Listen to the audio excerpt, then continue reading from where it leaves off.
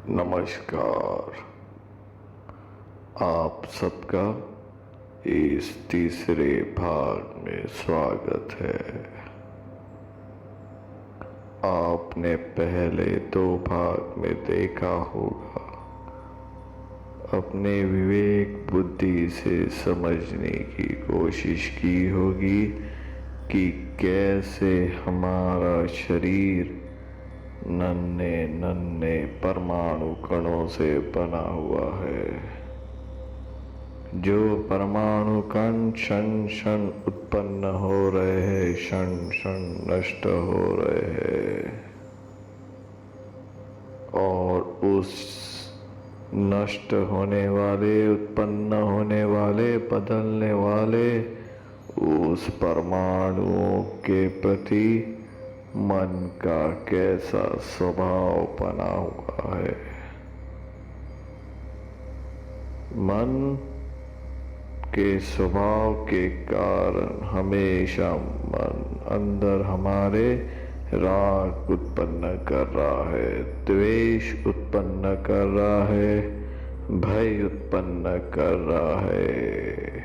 उसी कारण हम व्याकुल हो रहे हैं और उसका परिणाम हमारे जीवन पर हो रहा है। जो घटना हमारे 3.5 हाथ की काया में घट रही है, वही घटना बाहर हमारे जीवन में हो रही है। तो इस सच्चाई को उस महान वैज्ञानिक ने खोज निकाला।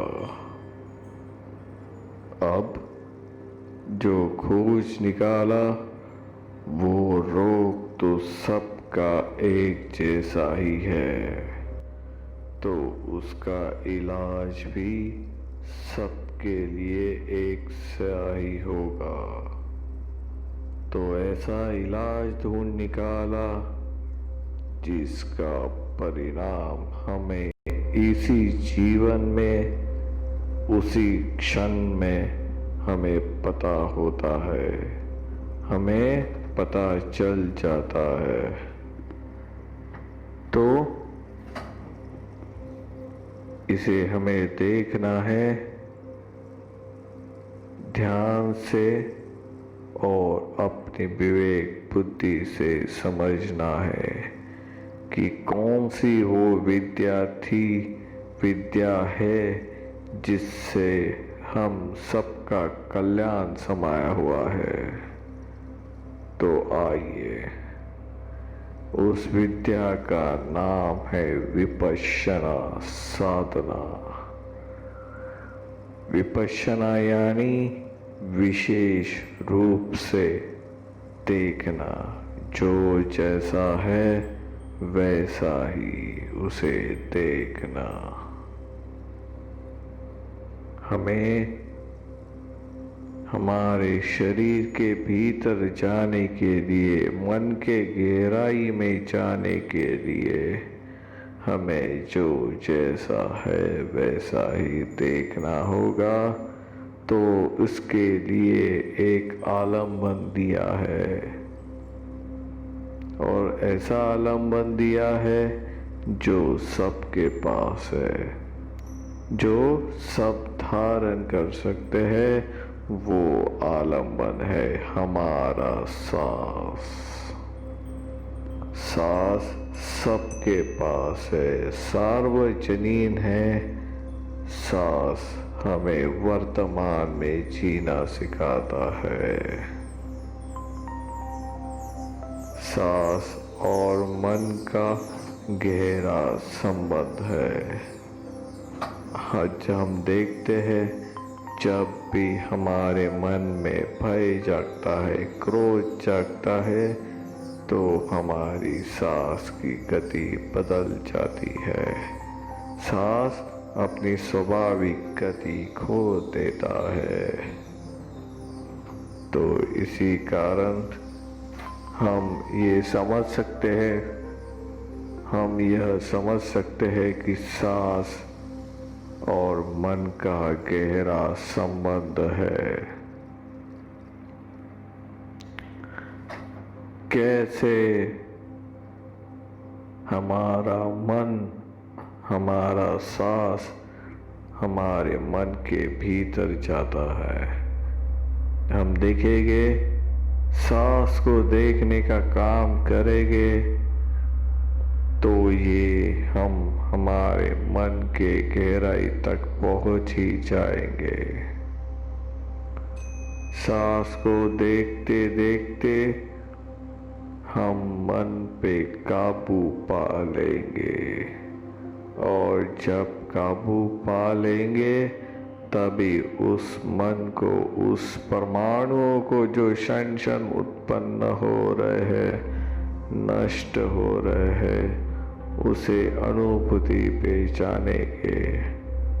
हमारा मन जब भी तीक्ष्ण हो जाता है, सूक्ष्म हो जाता है, तो अपने शरीर में देखने लगते हैं कि कैसे ये ठोस शरीर परमाणु कणों से बना हुआ है।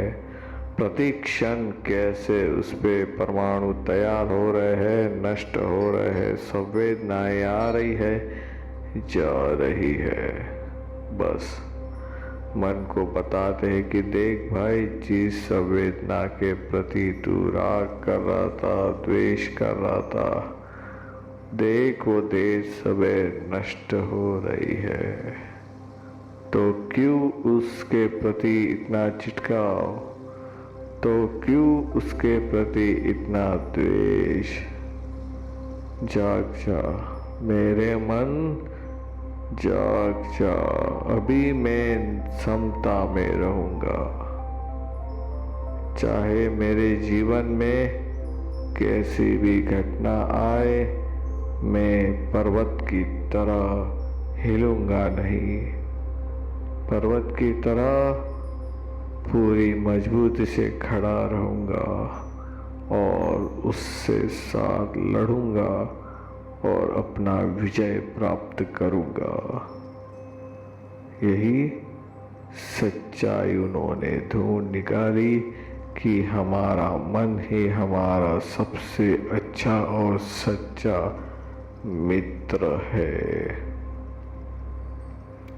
हमारा कल्याण हमारा मन ही कर सकता है।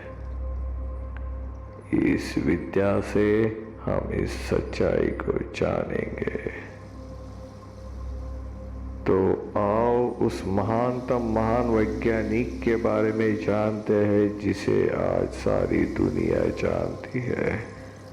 आज हर किसी को उनका नाम पता है। उनका नाम है सिद्धार्थ गौतम बुद्ध, जिन्हें भगवान बुद्ध कहते हैं। हमारे भारत के पुत्र है, जिन्हें हर कोई जानता है, हर कोई उनका नाम सुना है। तो हमारे लिए गर्व की बात है। इनको किसी संप्रदाय का निर्माता ना माने। यह वैज्ञानिक है, महानतम महान वैज्ञानिक है, जिन्होंने ऐसी सच्चाई ढूंढ निकाली जो सनातन है, और उस पे जो इलाज ढूंढ निकाला वो भी सनातन है, सबके लिए है। सिर्फ वह मनुष्य होना चाहिए, सबके लिए है। सब तो दुखी है और हर कोई दुख से बाहर निकलना चाहता है। तो अपने जीवन के 10 दिन निकाल के ऐसे शिविर में आप जाके आइए।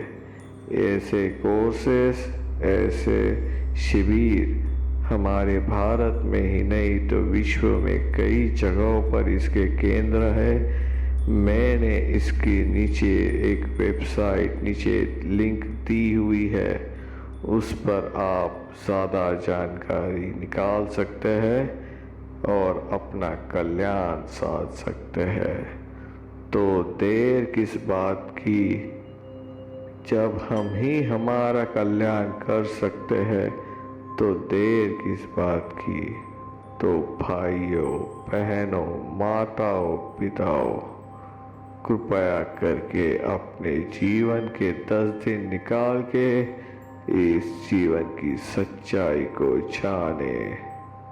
इस जीवन की सच्चाई को जान के दुखों से बाहर निकले। सबका कल्याण हो, सबका मंगल हो, सबकी स्वस्ति मुक्ति हो, स्वस्ति मुक्ति हो।